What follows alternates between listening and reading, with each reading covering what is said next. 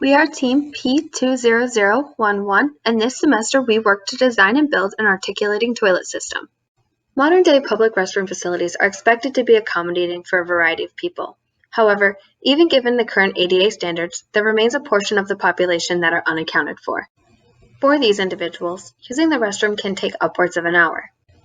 In order to accommodate these individuals, a project was started through the RIT MSD office to build a device that would lift, lower, and provide the proper support system for safe transfer from a wheelchair to the toilet and back when using the restroom in both public spaces and at home.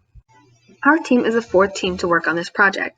The previous year's team developed a working prototype that our team has used as the basis for our new design. The focus of this year's design team was refining the previous iteration of the design in order to improve the safety of the system for the end user. The first and most important concern of our team was working to address the size of the finished prototype. The design offered by the 2018-2019 War 3 team was slightly too narrow and was unable to fit over a standard toilet without dis- and reassembly. Additionally, there were some concerns with the smooth operation of the in-house hydraulic system designed and fabricated by the team. While the built prototype delivered by the 2018-2019 War 3 team offered users the ability to halt the lifting and lowering of the seat at any level, the prototype had begun to stick at certain points in the lifting process, posing a safety risk to the end user. This animation demonstrates the intended functionality of the finished design. As you can see, the system raises and lowers the seat to an appropriate height for using and transferring onto the toilet, and offers arm and torso supports to aid in transfer and usage. One aspect of the 2019 prototype that worked well and was carried over to the 2020 project is the hydraulic flow scheme and overall cylinder sizing. The previous prototype demonstrated good hydraulic control with a straightforward interface, and the cylinder sizing offered plenty of load capacity. Since water is the working fluid for the hydraulic system, this year's team also continued using PVC as the material for the piston in order to avoid any corrosion within the hydraulics. As for design details that were improved with this year's project, the first major change was to widen the frame and increase the distance between the hydraulic pistons. This was done to make sure that the prototype could easily fit over any standard toilet without disassembly. The team took measurements and researched ADA standards to ensure that the project's dimensions are appropriate for existing toilets and stalls. To address the issues with the hydraulics getting stuck, the team worked to identify the components that were the root cause of the issue.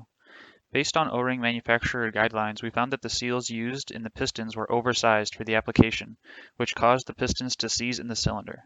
On top of that, we found that if one piston seized, the overall system would twist and bind, causing additional friction in the bearings and seals. The new piston design uses smaller diameter seals and accounts for variability in the PVC cylinder to ensure smooth and consistent actuation. In addition to the piston and cylinder adjustments, we also switched to steel ball bearings instead of plastic bushings for reduced friction and smoother actuation. The use of steel tube construction for the piston mounts, seat structure, and frame improves overall system rigidity to keep the project from twisting and binding. For our back support system, we were initially planning on purchasing a separate part from an exterior vendor. This part would then be implemented and attached to the finished prototype. However, due to the COVID-19 pandemic causing the university to close in the middle of March, we were unable to purchase this component. Nonetheless, here is a visual representation of a part that we were looking into purchasing before the pandemic occurred. The team was able to buy and obtain all of the materials needed to construct the prototype, as well as finish fabricating most of the device components. However, due to the COVID-19 pandemic, the team was not able to assemble or weld a completed prototype. The team has developed manufacturing plans in light of the fact that we were unable to complete the prototype. There is also a complete set of testing procedures that are ready to be used once the prototype is fully assembled. Despite the challenges faced, we are happy with the progress made during this year and hope to see a finished prototype built by future teams.